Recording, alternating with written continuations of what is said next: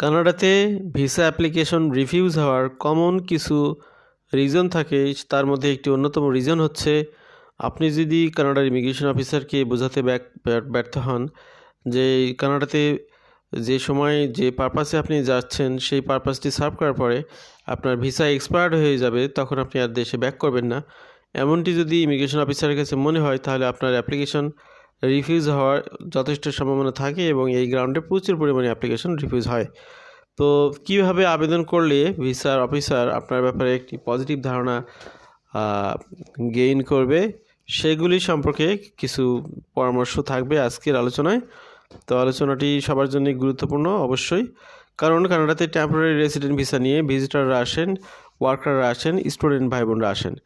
তো তাদের আবেদন করার সময় তাদের উপযুক্ত প্রমাণাদি যদি আপনার উপস্থাপন করা না হয় যে আপনি আপনার দেশে আপনার পারপাস সার্ভ করার পরে অবশ্যই ফেরত আসবেন, এই বিষয়টি যদি প্রুভ করতে না পারেন আপনি, তাহলে ভিসা কিন্তু রিফিউজ হয়।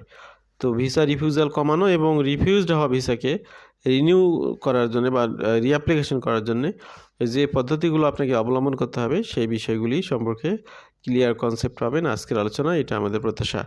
তো চলুন আমরা স্লাইড ভিত্তিক আলোচনা করি। My Canadian TRV was rejected for lack of ties to my home country. How can I prove to the Canadian government I will go back? তো আপনার অফিসার আপনার ফাইলটা, আপনার অ্যাপ্লিকেশনটা রিজেক্ট করতেছে যে আপনার কান্ট্রি টাইসটা অনেক দুর্বল, অর্থাৎ আপনার কান্ট্রির সাথে এমন কোনো সম্পর্ক আপনি দেখাতে ব্যর্থ হয়েছেন যে সম্পর্কের কারণে আপনার দেশে আপনাকে ফেরত আসতেই হবে। তো এই ব্যর্থতার কারণে বা আপনার এই মিসক্লিয়ারিংসের জন্যে আপনার আবেদনটি রিফিউজ হইতে পারে। তো সেগুলো ঘষা মাজা করার যথেষ্ট পদ্ধতি আছে, সেগুলো মেনটেন করা দরকার। A common reason that Canadian international student and temporary workers এবং এখানে অনেকে যারা ভিজিটর ভিসায় আসে তাদের ক্ষেত্রেও এটা হয় যে rejected is insufficient proof that they will return to their home country when their visa expires.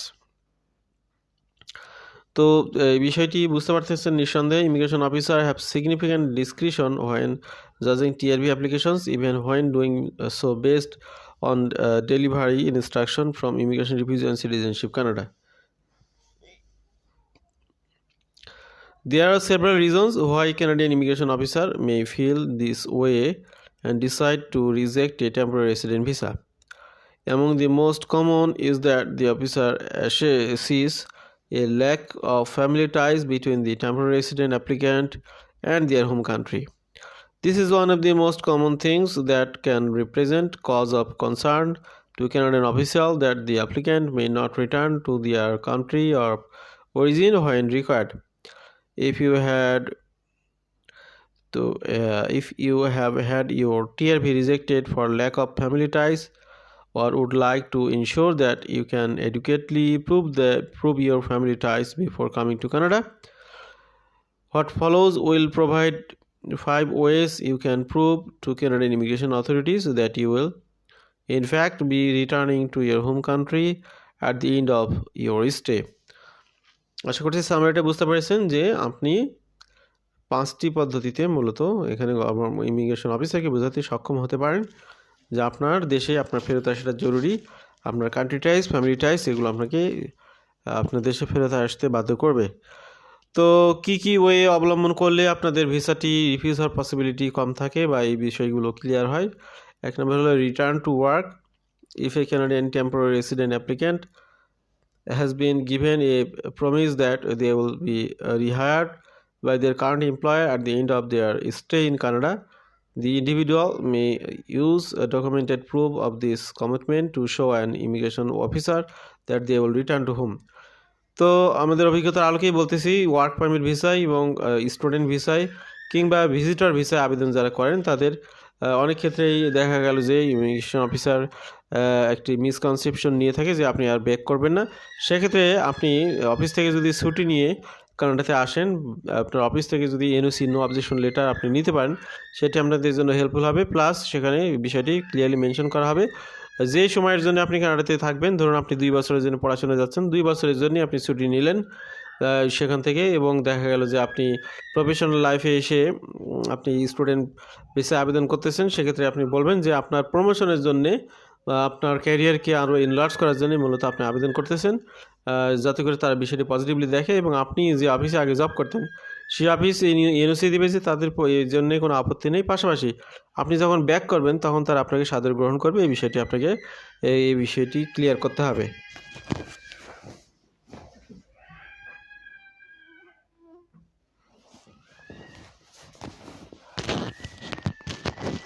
এরপরে যে বিষয়টি আছে সেটি হলো প্রপার্টি ওনারশিপ।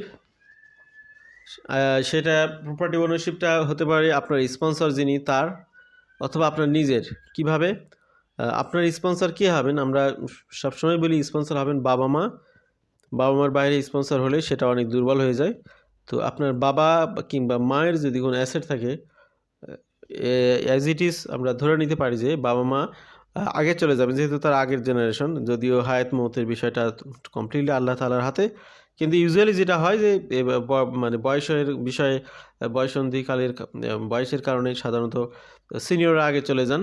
এইভাবেই যদি চিন্তা করা হয় তাহলে বাবা মার সম্পত্তি যেটা পৈতৃক সম্পত্তি সেটা তো আপনি টুডে অর টুমোরো পাবেন।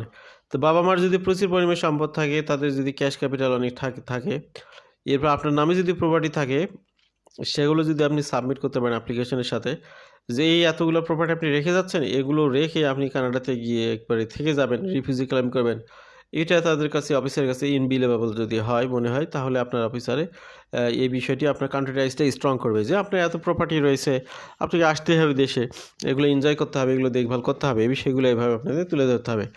Existing job offer. তো if a TRV applicant is coming to Canada for work or school but has commitment from an employer in their home country stating that they will be hired upon the return, they can use job offer letters as a proof of their intent to return to their home country। বুঝতে পারতেছেন বিষয়টি, যে আপনি যে কারণে কানাডাতে আসতেছেন পড়াশোনা করতে কিংবা ফার্দার জব করতে, আপনার সেই কানাডিয়ান এক্সপিরিয়েন্স যেটা আপনি পড়াশোনা থেকে আর্ন করতেছেন, যেটা আপনি কানাডার জব মার্কেট থেকে আর্ন করতেছেন, সেই এক্সপিরিয়েন্সটাকে পুঁজি করে আপনার যেই বর্তমান এক্সিস্টিং কোম্পানি তারা আপনাকে ওয়েলকাম জানাচ্ছে, ভবিষ্যতে আপনি ফেরত আসলে তারা আপনাকে এখানে রিইনস্টল করবে, কিংবা আপনি নতুন কোনো কোম্পানি থেকে এরকম হায়ারিং অফার যদি পেয়ে থাকেন, যে আপনার যদি কোনো কেনাডিয়ান ডিগ্রি থাকে তাহলে তারা আপনাকে হায়ার করবে, সেই এমপ্লয়মেন্ট লেটার সহ আপনি এখানে যদি আপনার অ্যাপ্লিকেশন সাবমিট করেন, বিষয়টা আপনাদের জন্য পজিটিভ হবে। Existing financial asset. Financial statement from active bank accounts is a TRV applicants. In a TRV account, applicants' country of origin as well as stock and bonds can help the applicant demonstrate their intent to return once their Canadian permit expires. একটু আগে আমরা বলছি real asset, তারপরে বললাম job, এখন আসতেছি আমরা liquid asset. আপনার এফডিআর মোডে, সঞ্চয়পত্র, যে কোনো মোডে থাকুক না কেন, ফিনান্সিয়াল অ্যাসেটগুলো যদি আপনার দেশে থাকে, এগুলো আপনার জন্য কান্ট্রিটাইজ হতে পারে। তবে মনে রাখতে হবে যে লিকুইড অ্যাসেট কিন্তু আপনি কানাডাতে বসেও ক্যাশ করতে পারবেন, এই জন্য এটা খুব বেশি ডিপেন্ডেবল হয় না। কিন্তু আপনার ভ্রমণ খরচ কিংবা আপনার পড়াশোনার খরচ, অথবা আপনার ওয়ার্ক পারমিট হিসেবে আপনি ওয়ার্ক পারমিট নিয়ে যে কানাডায় আসবেন, এসে ইনিশিয়ালি আপনার যে সেটেলমেন্ট খরচ, এগুলোকে মিট করার জন্য আপনার রেডি ক্যাশ টাকা আপনাকে ব্যাংকে দেখাতে হবে, এই বিষয়টি মাথায় রাখতে হবে। অর্থাৎ এটাও আপনার জন্য হেল্পফুল, সেটা হচ্ছে যে আপনি কানাডাতে আসার পরে আপনার যে যত ধরনের খরচ আছে সেগুলোর জন্য 1-2 বছরের বন্দোবস্ত যে আপনার রয়েছে, সেটা ব্যাংকের মাধ্যমে এই আপনার এই লিকুইড অ্যাসেটের মাধ্যমে প্রুভ হবে। সুতরাং রিয়েল অ্যাসেট দিয়ে যেমন আপনার কান্ট্রিটা স্ট্রং হবে, পাশাপাশি লিকুইড অ্যাসেট দিয়ে আপনার যে ক্যাপাবিলিটি কানাডাতে চলাফেরা, সেটা কিন্তু প্রুভ হবে, এবং এটিও ভিসার ক্ষেত্রে অনেক হেল্পফুল হবে। Upcoming commitments to the same effect as a future job offer letter, proof of enrollment in a post-secondary program in your home country is one way to possibly satisfy an immigration officer that you have a reason to return home. This is because enrollment letters show that you have a good reason to want to go back at the end of your stay in the country. বুঝতে পারতেছেন এই বিষয়টি, নতুন করে ব্যাখ্যা করলাম না, যে আপনি আপনি নতুন কোনো কোর্স আপনার দেশেই ভর্তি হতে পারেন, অথবা এ ধরনের কোনো একটা বিষয়ে আপনি যদি এঙ্গেজমেন্টটা দেখাতে পারেন, তাহলে ওইটা আপনার কান্ট্রি টাইজটা স্ট্রং করবে। ওয়ান কি trip for preparing your Canadian TRV application detail. The strongest Canadian immigration applications are often also the most details. Therefore, it is recommended that Canadian TRV applicants do their best to complete their application in as much detail as possible, which can include the submission of multiple documents that prove such things are your intent to return home when your permit expires. এখানে আরও একটি আপনার tips দেওয়া হয়েছে, যদি বুঝতে না পারেন ভিডিওটি পজ করে দেখে নেবেন। আমরা কথা আর বেশি বাড়াবো না। This is because documents such as ones listed in the selection above help validate Canadian immigration authorities that you will truly intend to have a temporary stay in country. In other words, instead including just the financial statement associated with the active bank account in your home country, or a copy of the is associated with the home of your process, include both documents to strengthen your application and help prove to immigration authorities that you are or the TRP candidate. তো আপনি যে অনেক দামি candidate সেটা prove করতে হবে আপনার অ্যাসেটের মাধ্যমে, রিয়েল এস্টেটের মাধ্যমে, সব কিছুর মাধ্যমে। এগুলো যদি আপনি প্রুভ করতে পারেন, আপনার ভ্যালু, আপনার পার্সোনালিটি যদি আপনি শো করতে পারেন, তাহলে তারা আপনাকে অনার করেও আপনাকে ভিসা দিতে বাধ্য। এই বিষয়গুলো সুন্দরভাবে ফুটিয়ে তুলতে হবে। আন্ডারস্ট্যান্ডিং ডুয়েল ইন্টেন্ট, এখানে একটা বিষয় বলে রাখি, একটি সময় ছিল যে আপনি পিআর হোল্ডার হিসেবে যারা আবেদন করতেন, পিআর প্রসেস হতে যেতে সময় বেশি লাগে, তারা সাধারণত আপনার টেম্পোরারি ভিসাগুলো কম পেতেন। তো বর্তমানে কানাডা কিন্তু ডুয়েল ইন্টেন্টকে সমর্থন করে, অর্থাৎ আপনি একই সাথে পিআর আবেদন এবং একই সাথে টেম্পোরারি ভিসার আবেদন করতে পারবেন। দুটো সেগমেন্ট যেহেতু আলাদা, আপনি যখন পিআর ভিসা পাবেন তখন তো একবারে চলে গেলেন, ততক্ষণ পর্যন্ত আপনি পিআর হোল্ডারের না হয়েছেন বা পিআর ভিসা না পেয়েছেন, ততক্ষণ পর্যন্ত আপনি টেম্পোরারি হোল্ডার হিসেবে আপনি কানাডাতে যাবেন, পড়াশোনা করবেন, দেশে ফেরত আসবেন, সেটা আপনার ফেরত আসা যথেষ্ট যৌক্তিকতা আপনি দেখাবেন।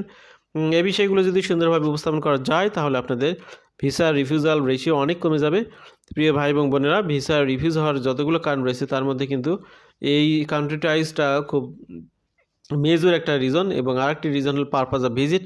আপনি যে উদ্দেশ্যে কানাডাতে আসবেন সেই উদ্দেশ্যের প্রতিফলনটা, রিফ্লেকশনটা আপনার কভার লেটারের মধ্যে সুন্দরভাবে তুলে ধরতে হবে, তাহলে কিন্তু অফিসার আপনাদের ব্যাপারে নেগেটিভ কোনো ধারণা করবে না। আর এখানে বুঝতে পারতেছেন যে আপনার কান্ট্রির সাথে আপনার যে রিলেশনশিপ, সেটা যাতে অবিচ্ছেদ্য হয়, এবং আপনার দেশে আসাটা খুব ইমার্জেন্সি হিসেবে আপনি যদি তুলে ধরতে পারেন ইমিগ্রেশন অফিসারের সামনে, তাহলে তারা কিন্তু আপনার গুরুত্ব বুঝে তার টেম্পোরারি রেসিডেন্ট ভিসা আপনাকে দেবে। এটাই স্বাভাবিক নিয়ম। এই জন্য এই বিষয়গুলো আপনাদেরকে ফলো করে আবেদন করতে হবে, ডকুমেন্টগুলি সেভাবে গুছিয়ে নিতে হবে।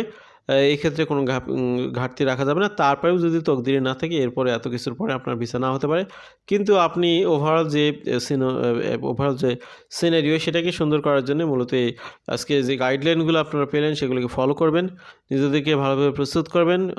আশা করা যায় আপনারা ইনশাল্লাহ এই ভিডিওর শিক্ষা থেকে ভিসার ব্যাপারে অনেক সফলতা লাভ করবেন, এটা আমাদের প্রত্যাশা। ভালো থাকবেন সবাই। আল্লাহ হাফেজ, সালামু আলাইকুম।